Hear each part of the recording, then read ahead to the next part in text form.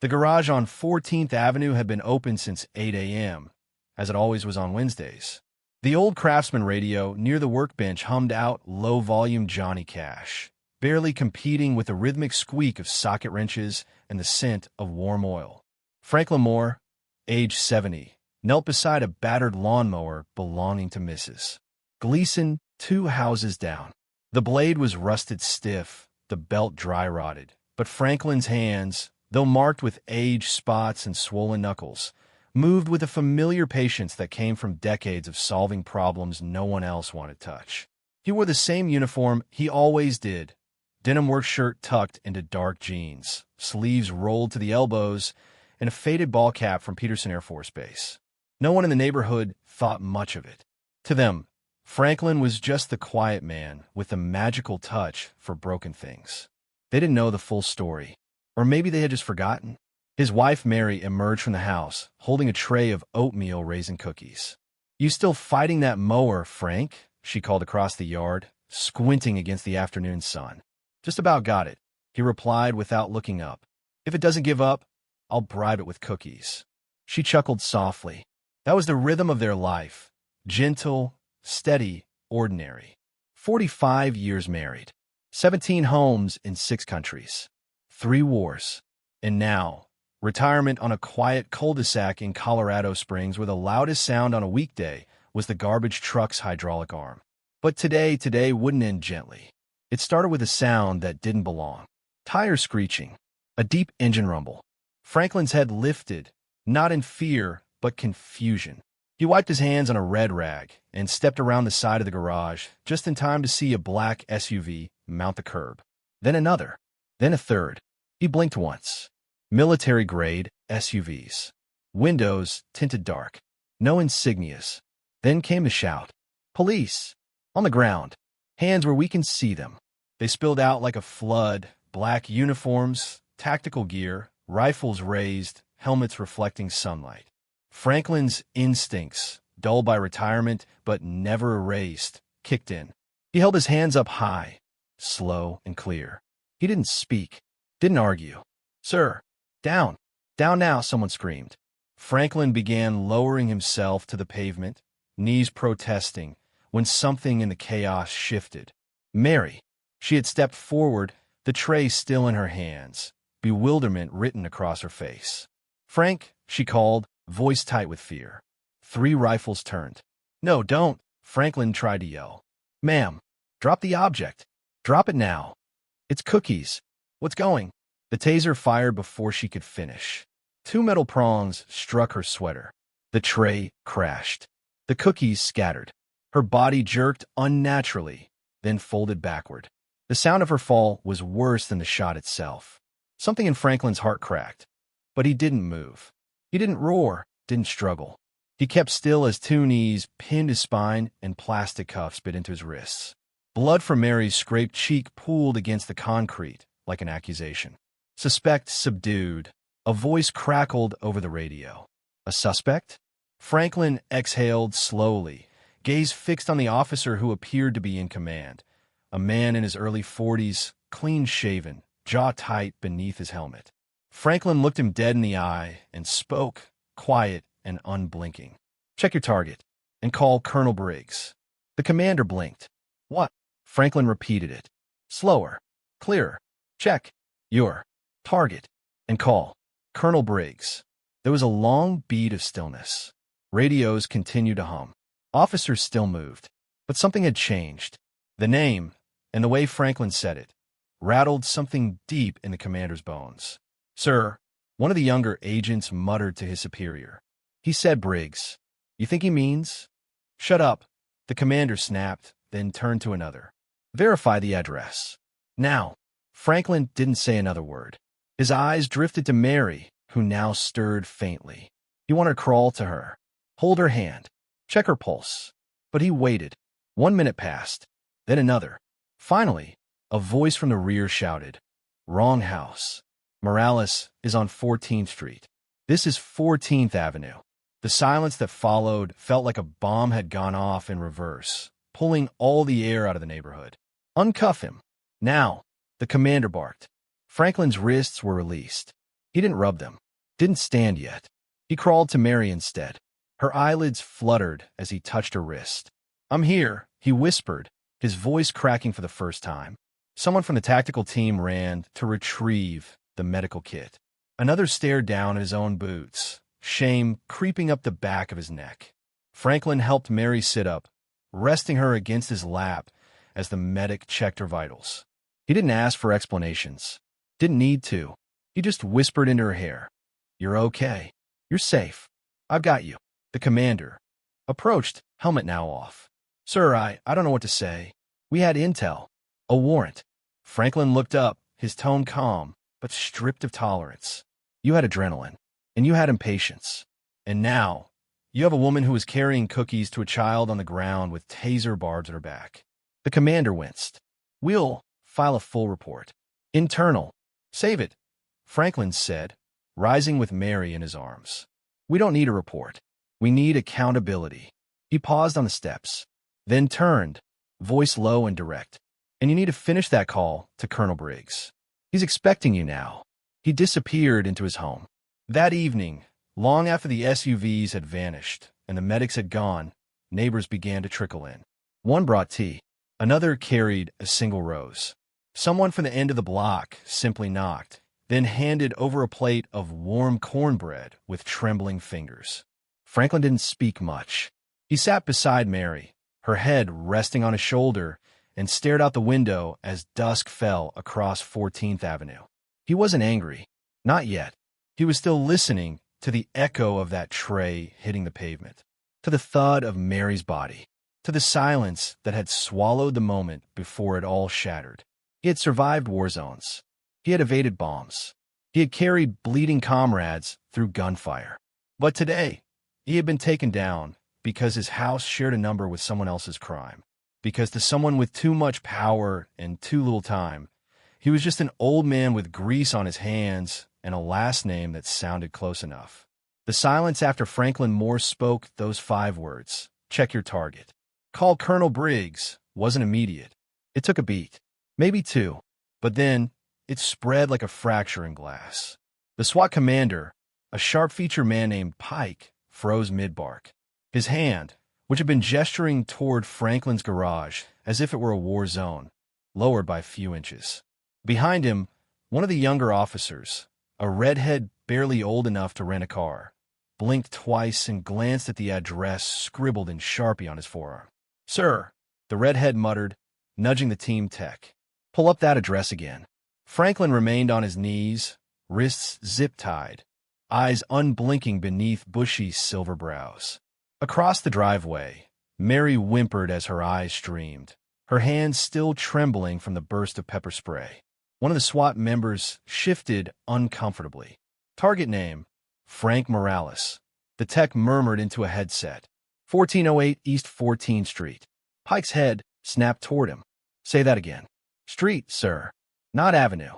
This is 14th Avenue." The air changed. It didn't get warmer. It just stopped buzzing. A crow hopped along the sidewalk, unbothered. A lawn sprinkler clicked on 2 houses down. And Franklin, steady despite his aching shoulders and zip-tied wrists, spoke again. "My wife can't breathe. You've made your mistake. Now, fix it. Get her a medic." Pike barked. Too late, Franklin thought bitterly. The instinct to escalate had outrun the instinct to verify. A SWAT member jogged back to the command vehicle, radioing in urgent corrections. Another moved hesitantly toward Mary with a first aid kit, fumbling through saline and gauze like he'd never seen a woman over 65 in distress. "Sir," the red-headed officer said softly, holding something up. It was Franklin's silver badge, pulled from the inside breast pocket of his barn jacket. Pike snatched it. 1 glance, then 2, then a third, longer than the rest. "Black Tier 1 protocol clearance," the young officer whispered, eyes wide. "Is that even?" "It's real," Pike said tightly. He didn't ask how a man fixing a neighbor's lawnmower ended up with a badge only issued to fewer than 200 operatives in U.S. history. He just looked at Franklin like he'd been handed a detonator with a missing pin. 10 minutes later, a tan Humvee rolled up the street. No sirens, no flashing lights, just a deliberate approach that made the whole neighborhood hold its breath.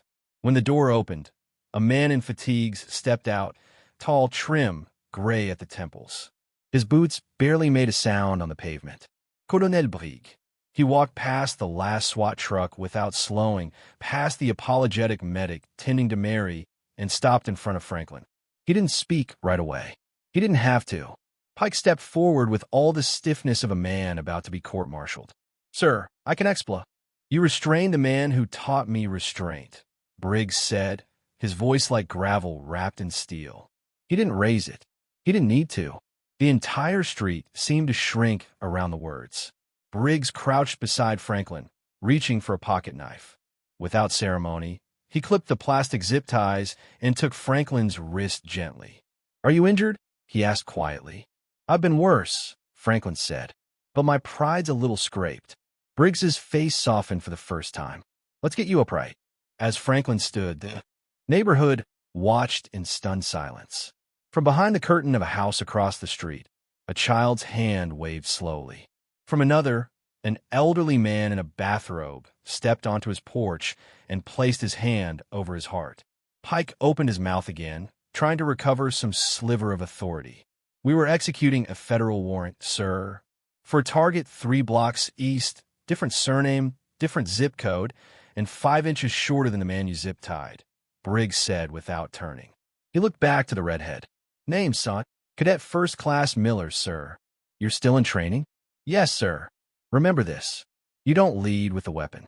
You lead with the mind. The weapon is just the punctuation." "Yes, sir."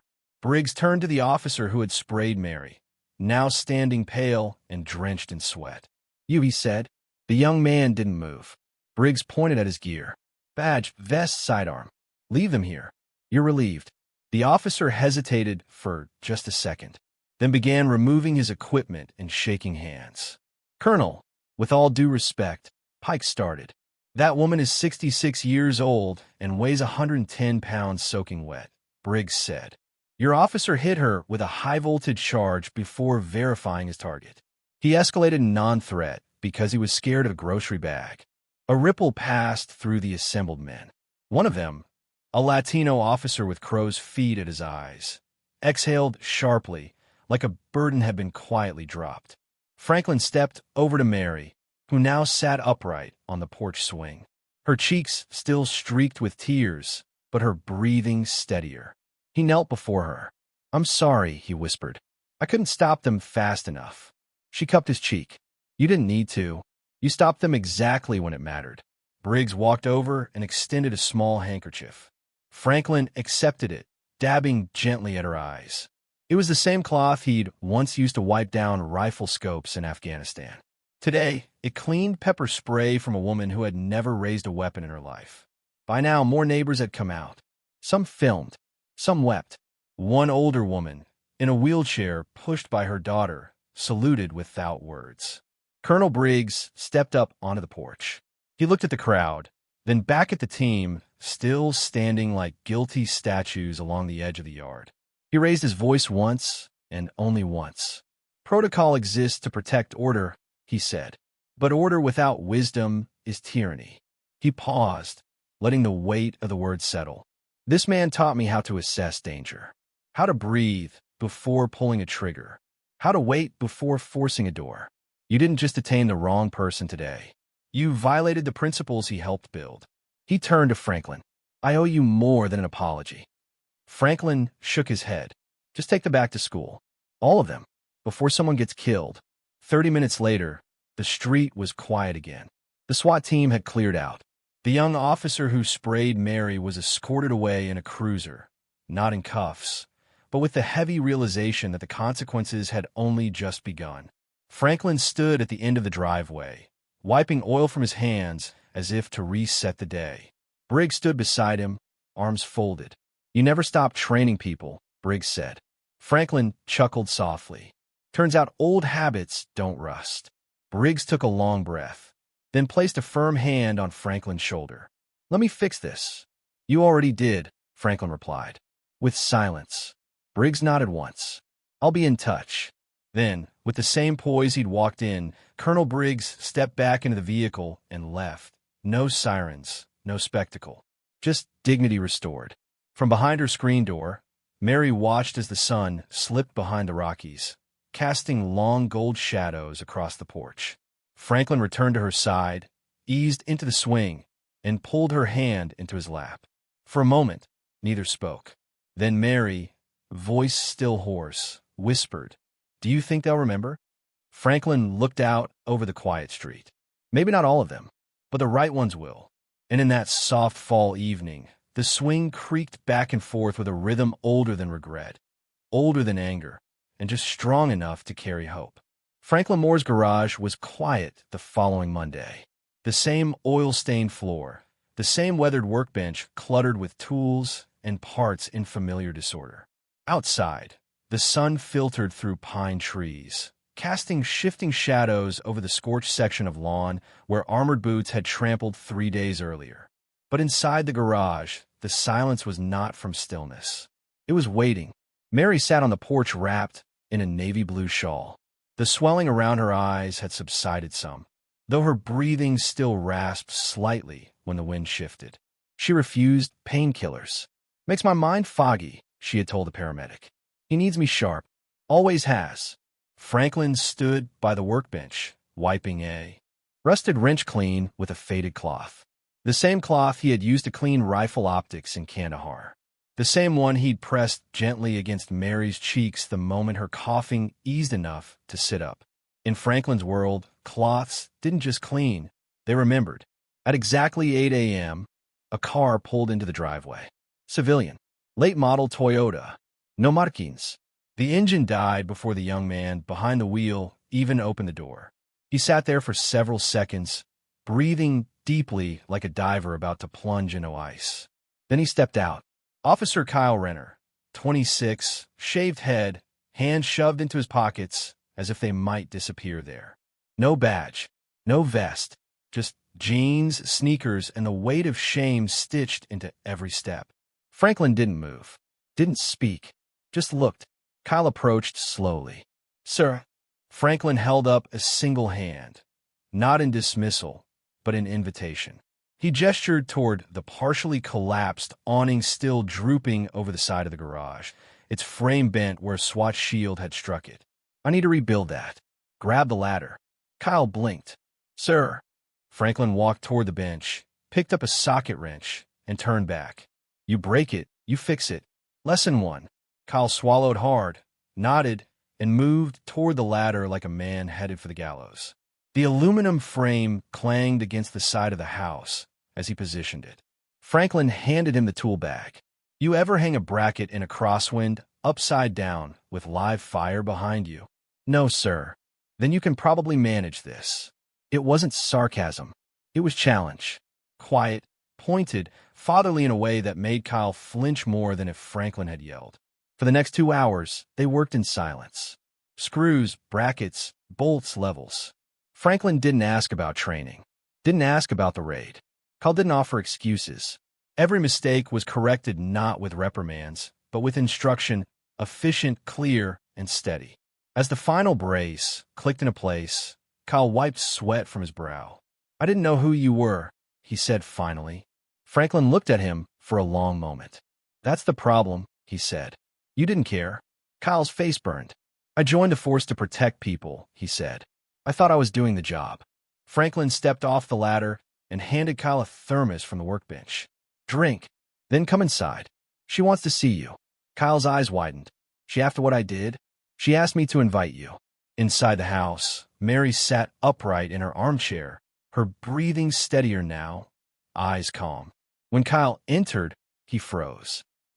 He began. She lifted a hand, quieting him. "I remember you hesitated," she said. "That's why you aimed for my shoulder, not my chest." Kyle's eyes brimmed. "I didn't mean to." "I know," she said gently. "But don't ever let speed matter more than clarity again. It could have ended differently." He nodded. She reached to the table beside her and picked up a small envelope. Inside was a folded card. The front read, "For mistakes, learn."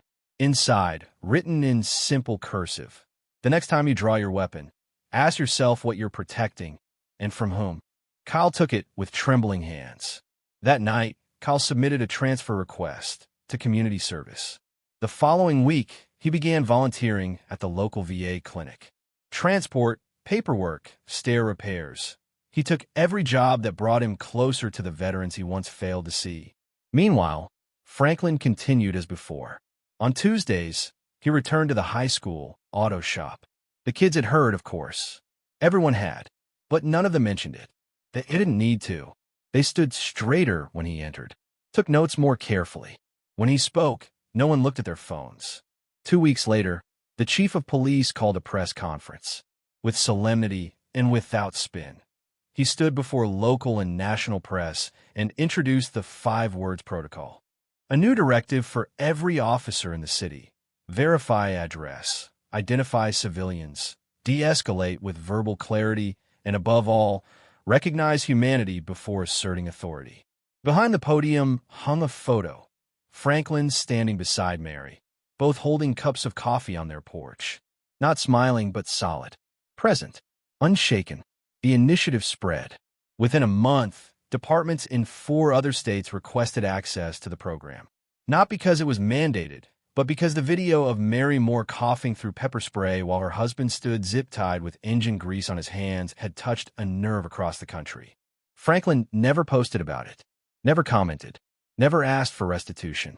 But from then on, every patrol car that passed his house dipped its lights in acknowledgement. At school board meetings, people deferred to his opinion, not because he demanded it, but because his restraint had become a new standard. One evening, a letter arrived by mail.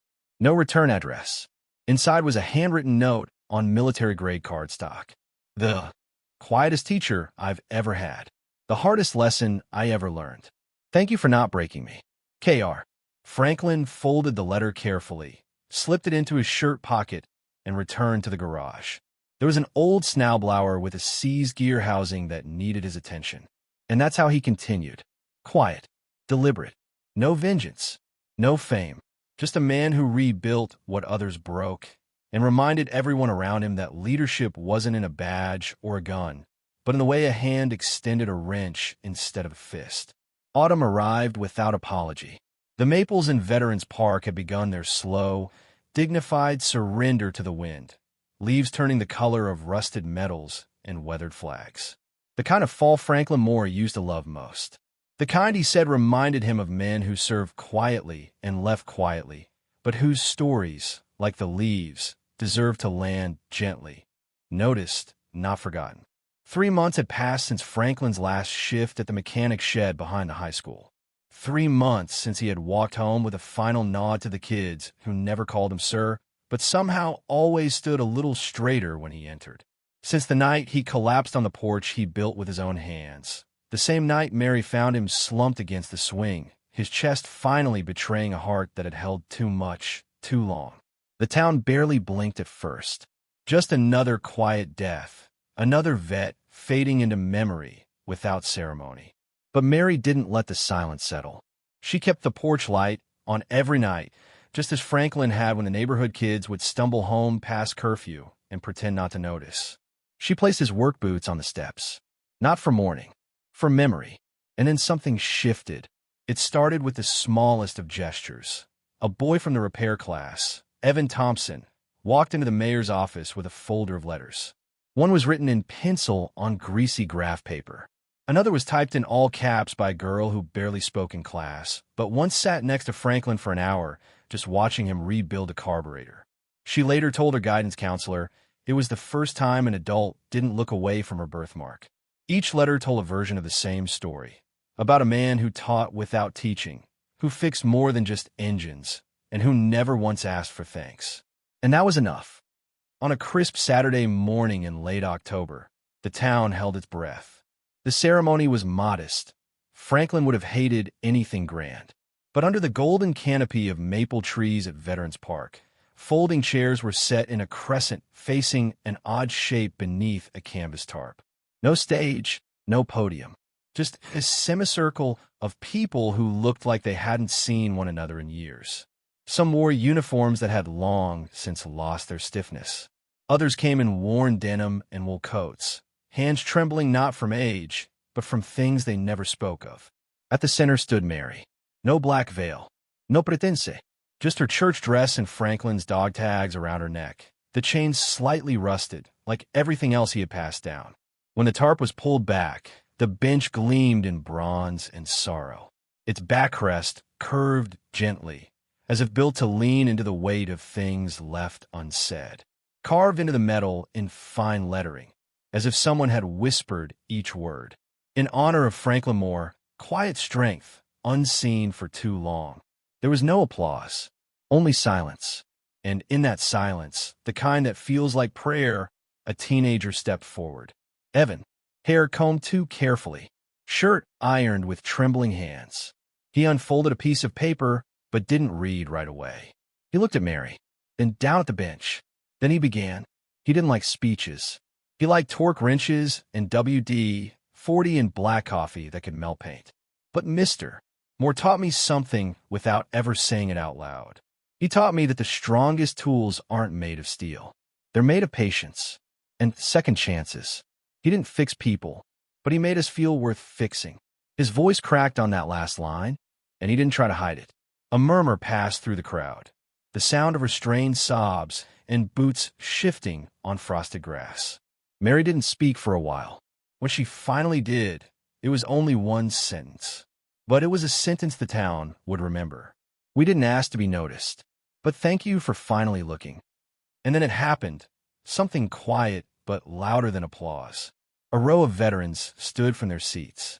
One by one, a man with an Old Navy tattoo, a woman who wore her Air Force cap like a crown, a grandfather who limped as he rose but steadied himself with pride. They walked toward the bench, not quickly, not solemnly, just with resolve. They stood behind Mary, and together they saluted, not to a flag, but to a memory, to a man who had never asked for anything but gave more than most who held rank or ribbons. Children watched wide-eyed. One little girl, no more than 7, whispered to her mother, "Is that the man who fixed the broken toys?" Her mother nodded, wiping her cheek. "Yes, sweetheart, that's the one." Someone had placed a toolbox beside the bench. Inside wasn't wrenches or screwdrivers, just a folded note, barely legible through oil stains. "If it's busted, don't toss it. Try again. Everything deserves one more chance." It was in Franklin's handwriting.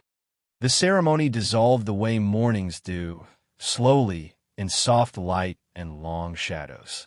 But something stayed. In the weeks that followed, people came to the bench alone, or in twos. Sometimes they sat in silence.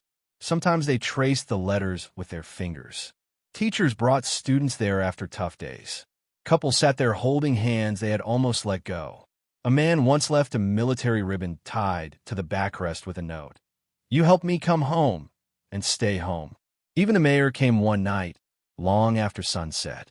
He didn't sit, just stood there, hands in pockets.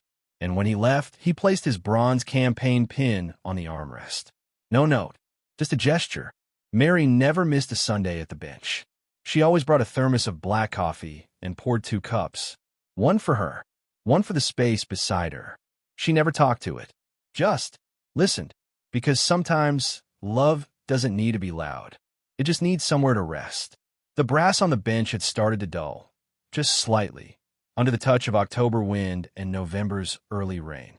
Franklin Moore noticed it on a Tuesday morning, on his way to the school garage.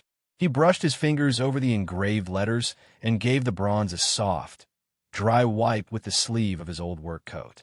The words still caught the light just enough to be seen from the path, just enough to remind anyone walking past. Quiet strength, unseen for too long. But Franklin didn't linger, because by 8 a.m., the students would be waiting, sleeves rolled up, engines half disassembled, and questions tumbling out faster than carburetors could be explained. Some still called him Mr. Moore, others simply Frank, but they all showed up early and stayed late. That was enough.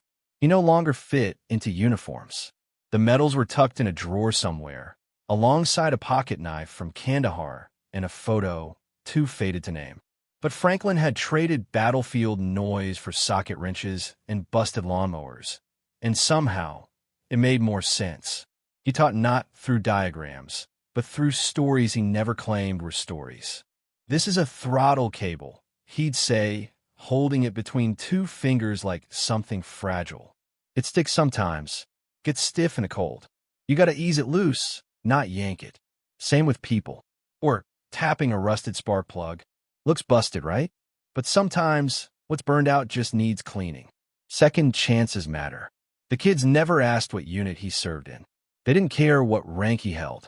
What they remembered was how he waited, always waited, until they got on their own. And when they did, he nodded once. That was his version of applause. At home, Mary had started baking again. Every Thursday, she made a double batch of her famous oatmeal raisin cookies, the ones with the hint of cinnamon and that stubborn crunch at the edges. She walked them down to the local fire station without fail. No fanfare, just a warm box, a folded napkin, and sometimes a handwritten quote on the top. Heroes aren't loud. They just keep walking into fire.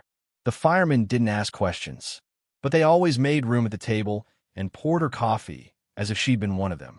Sometimes she brought muffins for the police department. And slowly, something changed. Patrol cars, even the new guys, began to slow down as they passed Franklin and Mary's modest home on Hickory Street.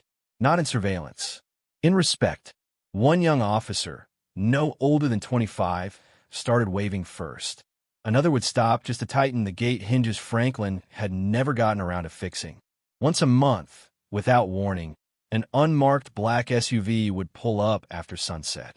No knocks, no words, just small gifts left on their porch.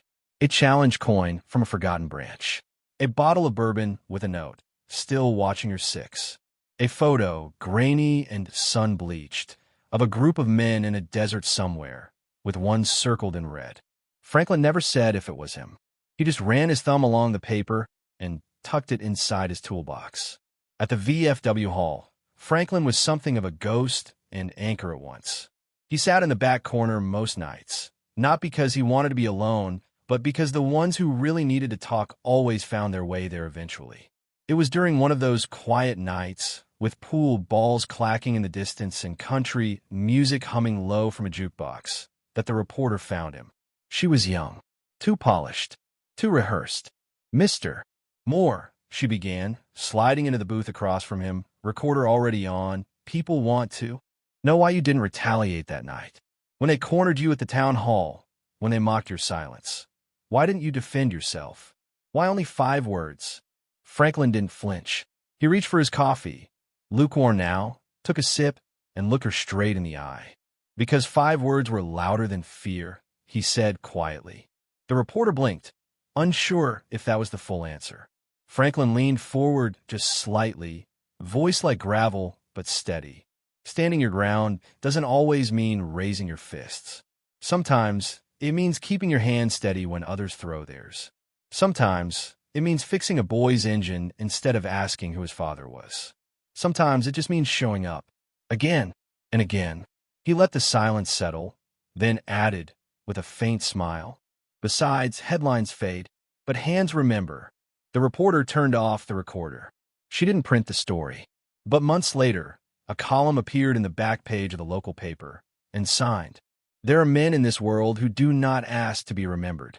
But we do remember them, not by name, but by how we felt standing in their presence." As if for once, the world didn't need noise to feel strong. One snowy evening in December, a boy named Louise from the repair class brought his younger sister to the garage after hours. She clutched a broken toy airplane, the kind with a plastic propeller and faded paint. Franklin knelt beside her. "What happened?" he asked, examining the toy. "I dropped it," she whispered, eyes down. "It's dumb." Franklin looked at her. "Not the toy." "No such thing," he said. "If it mattered enough to bring here, it ain't dumb." He showed her how to unscrew the casing gently, how to realign the wings. And when she smiled, he didn't say much, just gave her a wink and wiped the grease from her hands with an old rag. Mary watched from the doorway, arms crossed, tears just barely unshed. After they left, she walked over, wrapped her fingers into his rough, scarred hand, and said, "You never stopped serving. You just changed uniforms." Franklin didn't answer. He didn't have to. His other hand was already reaching for another busted motor on the work table. The story of Franklin Moore isn't just a reflection on a quiet veteran who continued serving his community. It's a mirror held up to how we live today. In a world where worth is often measured by applause, likes, and visibility, Franklin reminds me that the most meaningful acts happen quietly, without the spotlight, without recognition. They happen in daily, consistent presence, in showing up, whether anyone sees it or not. I think of my own father, a retired mechanic with hands perpetually stained by grease and a back bowed from decades beneath cars. He was never in a newspaper, never given a medal, but whenever a neighbor's lawnmower broke, or a light flickered, or someone simply needed help carrying a hot bowl of soup from the kitchen to the table, they knocked on our door. And my father, like Franklin, was always there. The deepest lesson I've taken from Franklin's story is this: service doesn't require a title. It requires patience, humility, and quiet consistency. No one saw Franklin wiping oil from his calloused hands or guiding a child through fixing a wobbly bike tire. But those moments, like small stitches, held his community together. They rebuilt trust, one act at a time, and passed on a legacy that couldn't be measured.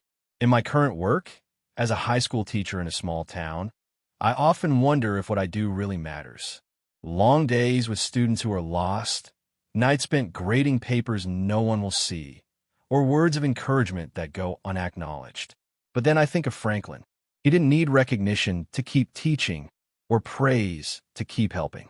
And I realize every small action, even the unseen ones, can become a seed for something better. I've started paying closer attention to those unnamed moments, checking in with a quiet colleague, giving a struggling student space to breathe instead of frustration, understanding that sometimes just being there is enough. Franklin didn't need to raise his voice or make grand gestures to be remembered. He just had to show up with ready hands and an unwavering heart.